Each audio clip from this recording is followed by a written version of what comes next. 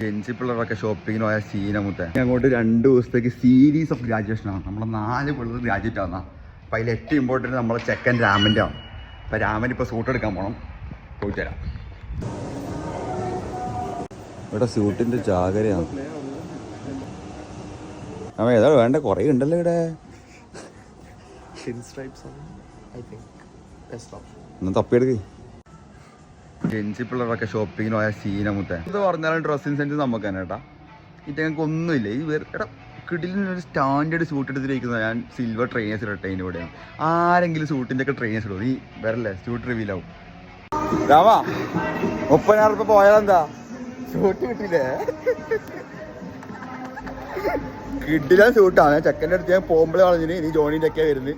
ഞാൻ കിണ്ണം കാറ്റ് സാധനം എടുത്തിരുന്നു. രാമ സാധനം എങ്ങനെ ഉണ്ട്? 10 ആവുക എല്ലാ വീഡിയോ തന്നെ.